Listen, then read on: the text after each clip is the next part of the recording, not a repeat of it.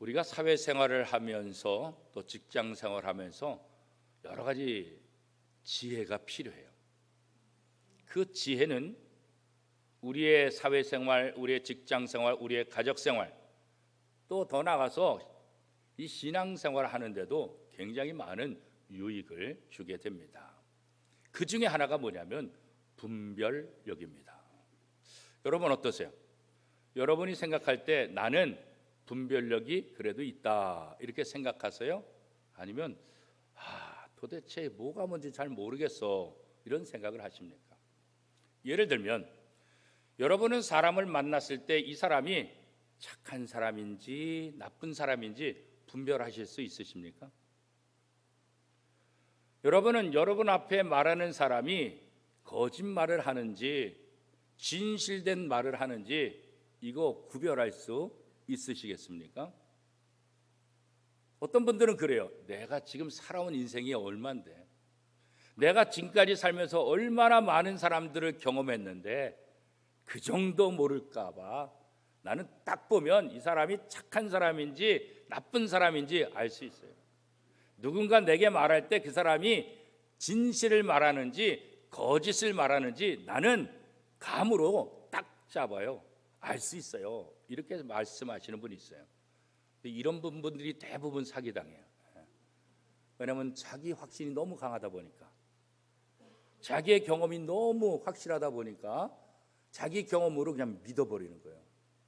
이런 분들이 굉장히 단순하기도 하고 이런 분들이 굉장히 속아 넘어갈 가능성이 많이 있죠. 우리가 이 세상 살면서 피아, 적인지 아군인지 이 구별하기 어려울 때가 참 많아요. 물론 저 북한 인민군과 우리나라 대한민국 군인은 분명한 차이가 있죠. 어떤 면에서 차이가 있어요? 군복이 다르죠. 군복이. 인민군 군복과 우리 대한민국 군인의 군복이 다르잖아요. 그래서 우리도 뉴스를 딱 보면 저거 북한, 이거 우리 대한민국 이렇게 되잖아요. 근데 예를 들어서 간첩이 내려오면은 인민군복을 입고 내려올까요? 군인복을, 우리나라 아군의 군복을 입고 내려올까요? 당연하죠. 간첩으로 내려온 사람이 인민군 복장을 하고 누가 내려오겠어요? 그렇잖아요. 우리나라 군인 그 군복을 어디서 구해가지고 똑같이 하고 들어오는 거예요. 그러니까 겉으로 보면 이게 아군인지 적군인지 모르는 거예요. 그리고 얼마나 훈련을 잘 시켰으면 북한 사투리도 안 쓰고 우리나라 물정에 대해서도 잘 알고, 그러니까 이게 겉으로 봐서는, 옷을 봐서는 알 수가 없어요. 알 수가 없어요. 요즘 아들 군대 보내시는 분들은 이제 훈련소 가서 자녀들이 거수경례 타고 이런 거 다 보잖아요. 제 아들 보낼 때는 코로나가 심할 때 가지고 군대 위병소에 곧 딱 들어가는 순간 차에서 내리고 후다다다닥 건물로 뛰어들어가요. 인사도 못해요. 그냥 후다다닥 뛰어들어가요. 근데 요즘 보내는 분들은 그 연병장에서 자녀들의 모습을 딱 보는 거예요. 또 이제 훈련 마치고 나면 훈련 다 마쳤다고 부모들 오라고. 그러면 그때 가면 내 아들인지 아닌지 알 수가 없어요. 왜요? 들어갈 때는 각자 자기 옷을 입어서 저기 우리 아들 있네, 저기 우리 아들 있네 그러지만 이 퇴소할 때는 전부 다 똑같은 군복을 입혀놓으니까 이게 아들이 어딘지 모르고, 저게 내 아들인지 저게 내 아들인지 구별이 안 된다고. 옷만 가지고는 구별이 안 되겠죠. 그런데 오늘 사도 요한은 우리에게 사람을 옷으로 분간하는 것이 아니라 더 중요한 분별력이 필요하다. 그것은 뭐냐? 영적인 분별력이 필요하다. 그렇게 말하고 있습니다. 요한일서 4장 1절 말씀 우리 같이 한번 읽어보겠습니다. 사랑하는 자들아, 영을 다 믿지 말고 오직 영들이 하나님께 속하였나 분별하라. 많은 거짓 선지자가 세상에 나왔습니다. 사도 요한은 성도들이 가장 가져야 될 분별력은 외모로 사람을 판단하는 것도 중요하지만 영적인 부분에 있어서 영적인 분별력을 갖는 것, 이것이 굉장히 중요하다. 사실 겉모습을 보고도 구별하는 게 어려운데 이 영적인 구별하는 거 이거 얼마나 어렵겠어요, 그죠? 쉽지 않죠. 너무너무 힘들죠. 그런데 왜 사도 요한은 자신의 편지를 받고 있는 사람들에게 영적인 분별력을 가져라 이렇게 얘기를 했을까? 이유는 단 한 가지. 거짓 지도자들이 있기 때문이다. 그런 거예요. 이 거짓 지도자들은 그 사람이 입는 옷을 가지고 구별하지 못하는 거예요. 똑같이 다 유대인으로서, 똑같이 다 예수 믿는 사람으로서, 똑같이 다 이방인이라 할지라도 그 지역의 옷들을 다양하게 다 입고 있어서 이런 옷 입은 사람은 거짓 선지자, 이런 옷 입은 사람은 진짜, 그렇게 말할 수가 없어요. 똑같이 목회자 가운을 다 입었어도 이 사람이 진짜 목사인지 아니면 가짜 목사인지 알 수가 없잖아요, 그죠? 우리 영화나 드라마에도 보면 연기자들이 목사나 신부 역할을 잘하잖아요, 그죠? 얼마나 연기를 잘해요. 제가 볼 때도 저 사람 진짜 목사 같다 할 정도로 연기를 잘해요. 가운 입었다고 해서 연기한다고 해서 진짜 목사냐? 그렇지 않죠. 그러니까 옷만 가지고 판단하기는 참 어려워요. 그런데 영적인 분별은 더 어려운 거예요. 그런데 사도 요한은 2000년 전 1세기 교우들에게 너희가 영적인 분별력을 가져야 된다 이렇게 이야기를 하고 있는 거죠. 왜 영적인 분별력을 가져야 되냐? 그것은 순수한 하나님께 속한 사람들이 다치지 않도록 하기 위해서. 거짓 선지자들, 거짓 성도들, 이 거짓된 이 집단들이 있어요. 그 집단으로 인해서 순수한 믿음을 갖고 있는 사람들이 상처를 받게 되고 신앙에 대한 오해를 갖게 되고 교회를 떠나게 되는 그런 아픔들을 겪는 일들이 있다는 거예요. 그게 2000년 전에 되는 거예요. 지금도 있죠.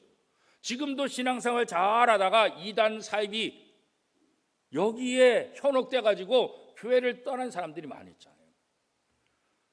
종종 그런 질문해요. 목사님, 타종교가 나쁜 거예요? 이단 사이가 나쁜 거예요? 그래요. 여러분 어때요? 타종교, 불교, 유교, 천주교 이 타종교가 나쁠까요? 아니면 이단 사이비, 통일교, 몰몬교, 신천지, 하나님의 교회 이게 나쁠까요? 어느 게 더 나쁠까요? 예? 어떤 게 더 나빠요? 둘 다 나빠요? 둘 다 나빠요. 그런데 타종교는 한번 생각해 보세요. 불교나 천주교나 유교나 타종교 믿는 사람들, 이 타종교가 집단적으로 공동체를 파괴하나요? 집단적으로 어떤 가정을 파괴하나요?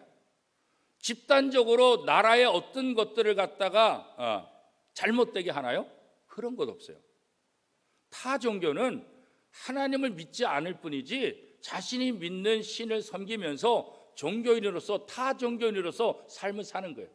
그 타종교를 믿음으로써 자기가 성숙해진다, 복을 받는다, 나름대로 이유가 있죠. 그들 나름대로. 그러니까 하나님을 믿지 않는 것 차이지 이 타종교 집단이 이 공동체나 사회에 무리를 일으키지는 않아요. 그래서 타종교에 대해서는 그냥 타종교다 우리가 이렇게 생각하는 거죠. 그러나 이단과 사이비는 전혀 달라요. 이단과 사이비는 가정을 파괴하고 공동체를 파괴하고 교회를 파괴하고 다 파괴시켜요. 예를 들면 신천지에 빠지게 되면 가족을 파괴시켜요. 신천지에 빠진 젊은 아들, 딸들을 찾아갔다가 그 신천지에 빠진 아들, 딸들이 엄마, 아버지를 보고 우리 엄마 아니라고, 우리 아버지 아니라고, 우리 가족관계 끝났다고, 내가 함께 동거하고 생활하는 이 사람들이 진짜 내 가족이라고.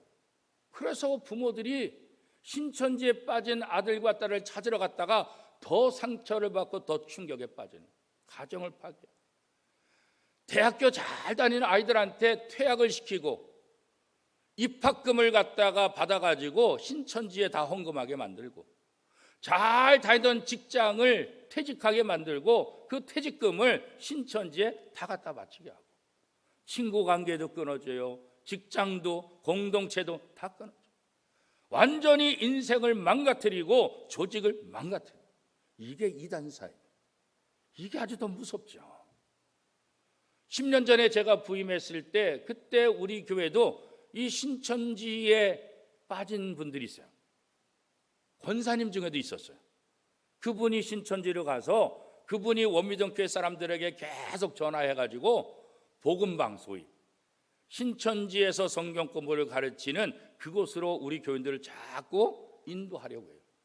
그래서 맨 처음에 그분이 워낙 선하신 분이라 착한 분이라 신앙이 좋았던 분이라 그분 따라서 몇 번 갔던 분들도 있어요. 그래서 그분의 이름이 신천지 명단에서 나오기도 해요.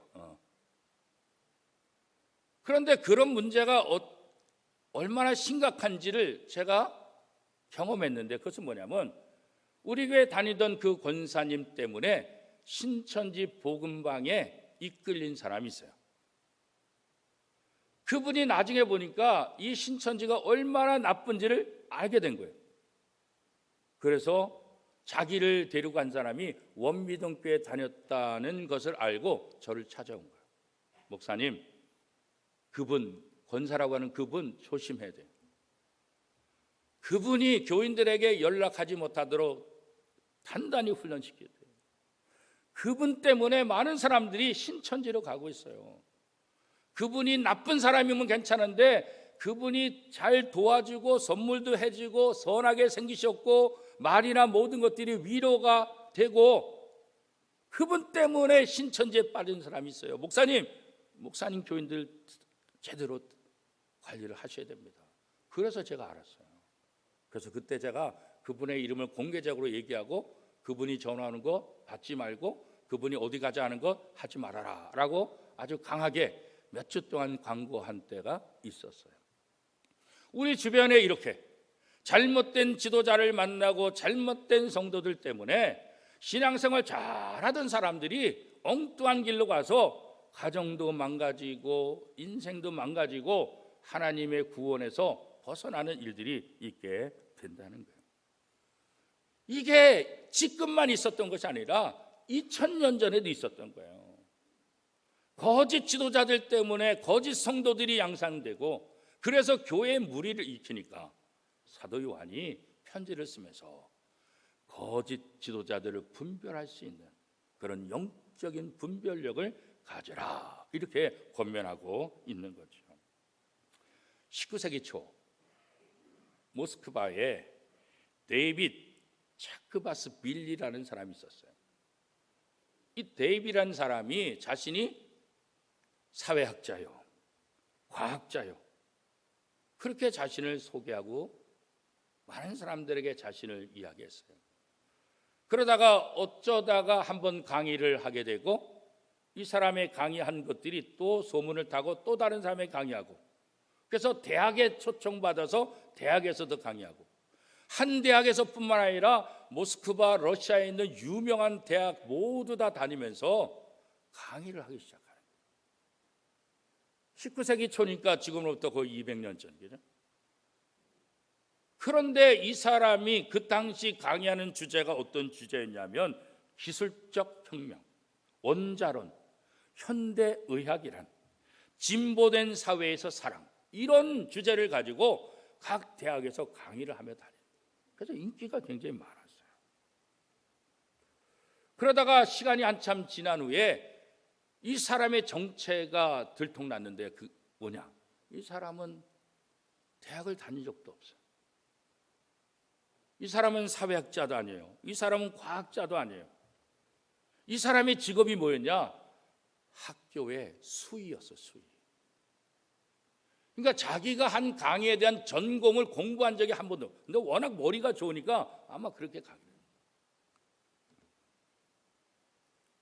그런데 더 충격적인 사실은 그 강의를 들은 대학생이나 그 강의를 들은 교수들도 아무도 몰라요. 이 사람이 가짜 교수라는 거 아무도 눈치채지 못해요. 그만큼 강의를 잘합니다. 교수 증명서를 위조해 갖고 다니면서 가짜 교수의 행세를 했던 거예요. 이렇게 분별력이 없게 되면 많은 문제들을 양산할 수가 있어요. 예전에 우리나라에도 어떤 청년이 대학생이 아닌데 대학생처럼 학교를 다녔어요. 같은 과목 듣고 같이 식사하고 MT도 같이 가고 학교 행사도 다 참석하고 인기가 너무 좋아요. 나중에 학생회장까지 했어요. 나중에 보니까 가짜 대학생. 가짜 대학생. 늘 같이 다니니까 늘 같이 과목 듣고 MT도 같이 가고 같이 그래가지고 학생회장까지 시켰다니까요. 그런데 대학생이 아니게 가짜예요. 분별력이 없게 되면 이게 여러 가지 문제들을 일으킬 수가 있는 거예요. 오늘날도 2000년 전처럼 지금도 많은 거짓 지도자들이, 특별히 교회 안에 거짓 지도자들이 있다는 거예요. 그들을 분별하지 못하면 교회가 상처를 받고 교회가 무너지고 성도들에게 여러 가지 아픔을 가져다 줄 수 있다는 거예요. 우리들의 문제는 뭐냐면 육체적인 것, 우리 눈에 보이는 것은 민감하게 반응하는데 영적인 부분에는 이게 민감하지 못하다는 거예요. 관심이 없어요. 소홀해요. 그런데 2000년 전에 이미 사도 요한이 우리 펼쳐지는 눈앞에 있는 세상적인 것, 육적인 것, 이것보다 영적인 것이 얼마나 중요한지, 이 영적인 부분을 소홀히 하면 안 된다. 이 영적인 부분 때문에 육체의 모든 것도 다 망가질 수 있다는 것을 경고하고 있는 거예요. 그러면 거짓 지도자를 어떻게 분별할 수 있을까? 사도 요한이 이 편지를 쓰는 당시 2000년 전에 가장 중요한 기준은 뭐냐? 바로 예수님을 어떻게 보느냐 하는 거예요. 예수님이 인간의 몸을 입고 이 땅에 온 메시아라, 이것을 인정하는 선지자는 참된 선지자. 인간의 몸을 입고 이 땅에 온 메시아, 예수님을 그렇게 고백하지 않는 사람들은 거짓 지도자다. 요한일서 4장 2절 3절 말씀 우리 같이 한번 읽어보겠습니다. 이로써 너희가 하나님의 영을 알지니 곧 예수 그리스도께서 육체로 오신 것을 시인하는 영마다 하나님께 속한 것이요 예수를 시인하지 아니하는 영마다 하나님께 속한 것이 아니니 이것이 곧 적그리스도의 영이니라. 오리라 한 말을 너희가 들었거니와 지금 벌써 세상에 있느니라. 그러니까 사도 요한의 입장에서 그 당시 잘못된 적그리스도, 잘못된 선지자들, 그들의 특징은 뭐냐? 예수 그리스도께서 육체로 오신 것을 시인하지 않는 그런 지도자들, 그런 선지자들은 다 거짓 선지자다, 그렇게 말하고 있는 거예요. 마태복음에도 보면 이 거짓 선지자들, 지도자들에 대한 이야기를 언급하고 있어요. 마태복음 7장 15절에서 20절까지 말씀입니다. 거짓 선지자들 삼가라. 양의 옷을 입고 너에게 나오나 속에는 노략질하는 일이라. 그들의 열매로 그들을 알지니 가시나무에서 포도를 또는 엉겅퀴에서 무화과를 따겠느냐? 이와 같이 좋은 나무마다 아름다운 열매를 맺고 못된 나무가 나쁜 열매를 맺나니 좋은 나무가 나쁜 열매를 맺을 수 없고 못된 나무가 아름다운 열매를 맺을 수 없느니라. 아름다운 열매를 맺지 아니하는 나무마다 찍혀 불에 던져지느니라. 이러므로 그들의 열매로 그들을 알리라. 마태복음에 보면 거짓 지도자들, 거짓 선지자들을 어떻게 구별하느냐? 그 열매를 보면 안다. 그들이 양의 옷을 입고 다니지만 그 속에는 노략질하는 일이라. 결국 그 결과로 다른 사람을 죽이고 다른 사람에게 상처를 주고 다른 사람을 망하게 한다고 한다면 그건 거짓 지도자의 모습이다. 열매로 그 정체를 알 수 있다, 이렇게 말하고 있죠. 그래서 이단들 사이비, 이 집단을 보면 그 결말이 다 파괴하는 거예요. 한 사람의 인생을 파괴하고 가정을 파괴하고 공동체를 파괴하고 더 나아가 교회를 파괴하는데 앞장선.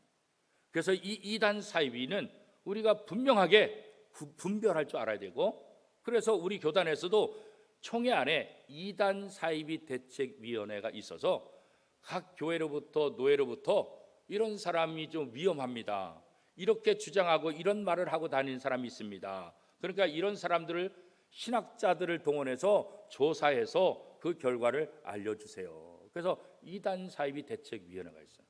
제가 우리 교단 이단 사이비 대책위원회 위원이에요. 작년에 해서 올해도 그렇게 하는데 각 전국에서 올라오는데 별의별 게 다 있어요. 별의별. 결국은 다양한 모습으로 피해 모습이 나타나요. 거짓 지도자들의 결말은 파괴자예요. 교회를 망가뜨리는 거예요. 교묘하게 들어와요. 저하고 장신대 입학 동기가 있는데 그 친구가 이단에 속해 있었어요. 나중에 알았어요. 이재록 만민중앙성결교회 그 이단이거든요. 거기에 소속돼 있어요. 저는 그 친구하고 친했는데 그 친구가 종로의 유명한 동네에서 그의 집이 고깃집을 하고 부잣집이에요. 인물도 잘생겼어요. 사람도 좋아요. 저하고도 아주 개인적으로 친했어요. 근데 저는 저 군대 가고 그 친구는 저 계속 학교를 다녔던 것 같고 그래서 헤어졌다가 제가 군대 제대하고 어느 날 학교에서 그 친구를 만났어요. 야, 너 어떻게 지내냐? 그랬더니 성경 공부하러 아이들 성경 공부 가르치러 왔다는 거예요. 나중에 보니까 이단에 있어가지고 장신대 안에서 그 이단의 이 포교를 위해서 그 일을 하고 있었던 거예요. 그런데 최근에 제가 충격적인 이야기를 들었는데 그게 뭐냐? 이 친구가 신학교 와서 포섭돼서 한 것이 아니라 처음부터 그쪽에서 장신대에 조직적으로 입학을 시켜서 그런 일을 했었을 것이다. 이런 얘기를 얼마 전에 제가 들었어요. 신천지도 마찬가지예요. 이단들이 이제는 교단의 정규신학교에 잠입해가지고 몰래 들어와서 자기 신분을 밝히지 않고 그래서 교단 신학교를 졸업하고 교단 신학교를 통해서 전도사도 하고 목사도 하면서 이단의 일들을 이게 해나가는 거예요. 이게 제일 위험하다는 이게 분별하기가 어려운 거예요. 분별하기가. 그래서 종종 어떤 건강한 교회가 100명, 200명 있는 교회가 신천지로 다 완전히 넘어갔다. 그런 뉴스들이 종종 있었어요. 이게 어떻게 가능하냐? 그래서 그게 가능해요. 그런 사람을 전도사로 그런 사람을 담임 목사로 청빙했다가 교회가 전체가 다 신천지로 넘어가게 되는 거죠. 그래서 우리가 이 분별력을 갖는 것 이것은 굉장히 중요한 거예요. 누가복음 21장 8절 말씀에도 보면 이르시되 미혹을 받지 않도록 주의하라. 많은 사람이 내 이름으로 와서 이르되 내가 그라하며 때가 가까이 왔다 하겠으나 그들을 따르지 말라. 언제나 조심하라. 자기가 참된 선지라고 자기가 메시아라고 자기가 의로운 자라고 이런 사람들 조심해라. 우리가 세상 사람들과 사귀지 말아라. 세상 사람들을 믿지 말아라. 그런 얘기가 아니에요. 거짓 지도자, 거짓 성도로서 거짓 신학을 통해서 기독교 신앙을 분열시키고 망가뜨리는, 오염시키는 그런 사람들을 분별할 수 있는 능력이 우리 속에 있어야 된다. 그래야 우리가 상처받지 않고 우리가 당하지 않아요. 이 분별력이 없으면 우리가 이단의 꾀임에 넘어가서 상처를 받게 된다는 거예요. 끼리끼리, 유유상종, 초록동색 이런 말들이 있잖아요. 이게 다 같은 유의 사람들이 모인다는 것 아니겠어요? 거짓 선지자가 있다. 이 말은 다른 말로 표현하면 뭐예요? 거짓 성도들이 있다는 거예요. 이 거짓 지도자를 따르는 거짓 성도들이 있다는 거예요. 거짓 성도가 있다. 이 말은 뭐겠어요? 이 거짓 성도를 가르치는 거짓 지도자가 있다 이거예요. 거짓 지도자가 있으니까 거짓 성도가 있는 거고 거짓 성도가 있으니까 거짓 지도자가 있다. 이게 이제 문제가 되는 거죠. 그래서 우리가 거짓 선지자들도 분별해야 되지만 거짓 성도들도 우리가 분별해야 돼요. 조심해야 되는 거예요. 조심해야 돼요. 그래서 여러분들이 교회 바깥에서 어떤 좋은 성경 공부가 있다. 교회 바깥에서 어떤 좋은 모임이 있다. 그럼 반드시 담임 목사나 교육자들에게 확인을 하고 참석하셔요. 최근에도 많은 분들이 친한 사람에게 아주 좋은 선교사님이 한국에 들어오셨는데 그 선교사님하고 식사하면서 한번 얘기 좀 나눌래? 그러면 대부분 많은 신앙이 좋은 분들은 선교사님이 오셨다고 하니까 늘 감사하죠. 선교사님을 대접할 수 있는 기회가 있으니까 더 적극적으로 하죠. 그런데 그게 신천지라는 거예요. 그렇게 유혹해서 다양한 모습으로 여기 아주 성경 공부 잘한다, 우리의 고민거리 한 방에 싹 해결해 준다, 이거 다 의심해야 돼요. 여러분이 교회 바깥에 있는 모임이나 성경 공부 참석하려면 반드시 조심하셔야 되고, 담임 목사나 교육자에게 아니면 구역장에게라도 반드시 얘기를 나누셔야 돼요. 얘기 없이 몰래 다니다 보면 나중에 사고가 나는 거예요. 문제가 되는 거예요. 물론 목사가 다 잘할 수는 없어요. 물론 교회가 완벽하지 못해요. 그러나 그럼에도 불구하고 하나님은 신학 수업을 받은 목회자를 통해서 성도들을 보호하고 이 기존의 교회를 통해서 하나님의 나라를 이끌어 가도록 하나님께서 원하시는 거예요. 그래서 우리가 그 역할을 잘 감당해야 될 책임들이 있는 거죠. 세상이 가져다 주는 것, 세상의 즐거움, 이것은 우리의 영혼을 잘못하면 갉아먹는 것이 굉장히 많아요. 세상에서의 말하는 성공은 성경에서 말하는 성공과 달라요. 세상 사람들이 이야기하는 성공에 우리는 달콤하게 더 빠질 수 있어요. 그러나 우리가 하나님의 말씀에 중심을 두고 하나님의 말씀을 바르게 보여야 되고, 특별히 예수님께서 어떻게 하셨는가, 성경의 사람들이 어떻게 신앙생활하는가, 이것을 잘 배워야 되는 거예요. 잘못된 신학, 잘못된 사상, 잘못된 교리, 잘못된 가르침은 하나님 앞에 겸손하게 만드는 것이 아니라 헛된 욕망을 갖게 하는 거예요. 그죠? 하나님께 속한 사람들은 헛된 욕망에서 벗어나는 거예요. 하나님께 속한 사람들은 하나님의 말씀에 집중해야 되는 거예요.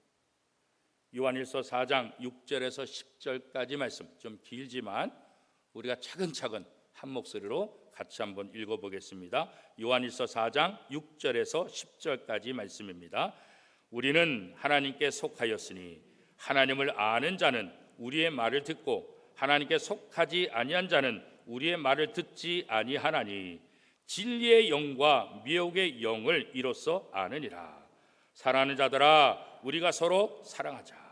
사랑은 하나님께 속한 것이니 사랑하는 자마다 하나님으로부터 나서 하나님을 알고 사랑하지 아니하는 자는 하나님을 알지 못하나니 이는 하나님은 사랑이심이라.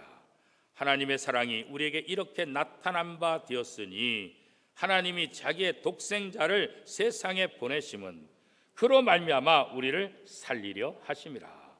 사랑은 여기 있으니 우리가 하나님을 사랑한 것이 아니요 하나님이 우리를 사랑하사 우리 죄를 속하기 위하여 화목제물로 그 아들을 보내셨음이라. 자, 여기 보면 하나님께 속한 사람들은 참된 선지자의 말을 듣는다는 거예요. 하나님께 속하지 않은 사람들은 하나님의 참된 말씀을 거부하고 듣지 않는다는 거죠. 하나님께 속한 사람들은 하나님의 선지자의 말에 순종하는 것뿐만 아니라 서로 사랑하는 사이가 된다, 그런 거예요. 내가 하나님께 속했다는 것이 단순히 겉모습으로 드러나서는 안 된다. 우리의 속사람이 변화되고 우리의 속사람이 하나님께 속한 사람으로서 겉사람까지 변화돼야 되지, 단순히 겉사람의 모양만 가지고 하나님께 속한 사람이다, 그렇게 단정하기가 쉽지 않다. 여러분들이 음식점 가거나 또 어떤 가게 들어갔을 때 거기에 성경 구절이 써 있거나 십자가가 걸려 있거나 또 기독교와 관련된 그런 어떤 장식들이 이렇게 있으면 여러분 마음에 어떤 생각이 들어요? 교회 다니나 보다, 이런 생각하잖아요. 그래서 더 적극적으로 나가면 어느 교회 다니세요? 이렇게 질문하잖아요. 또 여러분 친한 친구 집이나 이웃들 집에 방문하게 되면 그 집에 들어갈 때도 십자가가 거실에 걸려 있고 성경 구절 액자가 있고 또 교회 관련된 물품들이 이렇게 진열되어 있으면 아하, 교회 다니나 보다 그런 생각을 하잖아요. 그런데 하나님께 속한 사람은 물론 그런 것도 중요하지만, 그렇게 겉모습도 중요하지만 더 중요한 건 뭐겠어요? 이 속에서부터 우러나와서 겉이 변화되는 것, 이게 중요한 거라는 거예요. 여러분, 운전하시는 분들은 차량 안에 십자가를 이렇게 거는 분들이 많이 있어요. 그죠? 십자가를 왜 걸어요? 십자가를 이 차 안에 걸어둠을 통해서 내가 어떻게 운전하든지 하나님이 나를 지켜주실 것이다 라는 그런 기대가 있다고 한다면 이건 위험한 거예요. 이건 미신이에요. 이건 부적이에요. 신앙생활하면서 십자가를, 성경을 부적처럼 생각하는 사람이 있어요. 자동차 안에 성경을 두면 왠지 마음이 평안해. 성경을 두면 나를 지켜줄 것 같아. 그건 믿음이 아니에요. 그건 미신이에요. 우리가 자동차 안에 십자가를 걸면서 무슨 생각을 해야 되냐? 저 십자가를 바라보면서 이 십자가에 부끄럽지 않은 삶을 살아야 되지, 이런 결단을 해야 되는 거예요. 저 십자가를 바라보면서 하나님이 나를 얼마나 사랑하셨는가, 이거 생각해야 돼요. 그래서 나도 십자가를 지는 삶을 살아야지. 그래서 나도 저 십자가 은혜를 받은 사람답게 다른 사람을 용서하고 다른 사람을 사랑하는 삶을 살아야지. 우리는 매 순간순간 연약한 인간이기 때문에 인간의 욕심이 나오게 되고 잘못된 생각을 할 수가 있다. 그럴 때마다 십자가를 바라보면서 나 자신을 다시 한번 되돌아보고 잘못된 방향으로 나가는 내 모습을 다시 한번 바른 길로 갈 수 있도록, 그래서 십자가가 우리에게 중요한 거죠. 자동차 안에 성경을 두는 것은 중요하지만 그걸 읽지 않으면 무슨 의미가 있겠어요? 자동차 안에 성경을 두어서 조금이라도 시간 나면 성경을 읽고 성경을 묵상하는, 그게 중요한 거죠. 겉으로 십자가 하나 설치했다고, 자동차 안에 성경 하나 있다고 해서 참된 그리스도인이고 참된 신자의 모습이냐? 그럴 수 없어요. 물론 그렇게 하는 것도 소중하고 중요한 거예요. 그러나 하나님께 속한 사람은 그 정도에서 머무르면 안 되고 그것을 뛰어넘어야 돼요.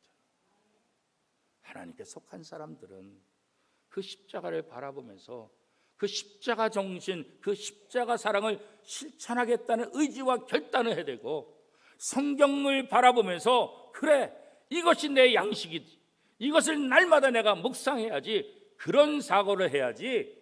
단순히 십자가 하나 걸어놨다고, 성경 자동차 안에 있다고 하나님께서 내 운전을, 내 모든 것을 안전하게 지켜줄 것이다, 그건 미신이라고요. 가만히 보면 이 기독교적인 미신이 얼마나 많은지 몰라요. 저희 둘째 딸이 초등학교 한 1학년 때 오늘 학교 갔다 오면서 아빠 선물이야, 생일 선물이야 그러더라고요. 그래서 또 1학년짜리가 또 아빠의 생일을 기억하면서 너무너무 고맙다 했더니 아빠 손 펴봐. 그래서 자기 주먹을 갖다가 딱 펴면서 저한테 딱 주더라고요. 이게 뭐냐 이게 봤더니 문방구에서 사왔는데 살 빼는 부적. 아빠 선물이야. 요거 갖고 있으면 아빠 살 빠진대. 문방구에서 그걸 사갖고 저를 주더라고요. 야야야, 우리는 하나님 믿는 사람이야. 이런 거 믿는 게 아니라 우리는 하나님 믿는 사람이야. 그래서 한번 웃고 아이한테 설명해 준 적이 있어요. 어른들도 다 마찬가지야. 은근히 신앙생활 잘하는 것 같은데, 은근히 교회 잘 다니는 것 같은데, 기독교 신앙을 부적처럼 믿고 있다고 한다면 그건 하나님께 속한 사람이 아니에요. 분별력이 있어야 돼요. 분별력이. 우리의 말과 행동을 통해서 우리의 삶 속에서 하나님께 속한 사람다운 모습이 드러나야 되는 거예요. 요한일서 4장 11절 12절은 이렇게 말합니다. 우리 같이 한번 읽겠습니다. 사랑하는 자들아, 하나님이 이같이 우리를 사랑하셨은즉 우리도 서로 사랑하는 것이 마땅하도다. 어느 때나 하나님을 본 사람이 없으되 만일 우리가 서로 사랑하면 하나님이 우리 안에 거하시고 그의 사랑이 우리 안에 온전히 이루어지느니라.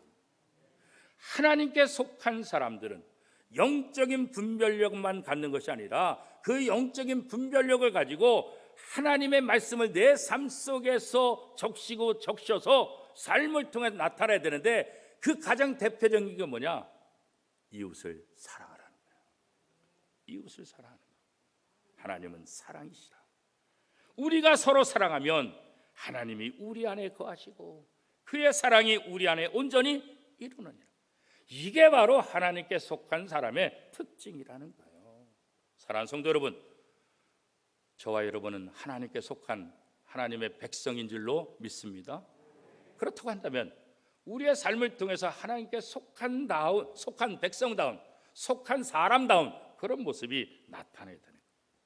우리가 다시 한번 하나님의 말씀을 늘 묵상함으로 분별력을 가져서 잘못된 지도자, 잘못된 신앙에 빠지지 않고 그것을 뛰어넘어서 하나님의 말씀을 내 삶 속에 녹여서 하나님이 가장 기뻐하신 말씀에 순종하고 그 대표적인 이웃을 사랑하는 그런 삶을 통해서 우리가 하나님께 속한 사람이다, 이것을 보여주고 증명하는 거룩한 하나님의 백성들이 다 될 수 있기를 축복합니다.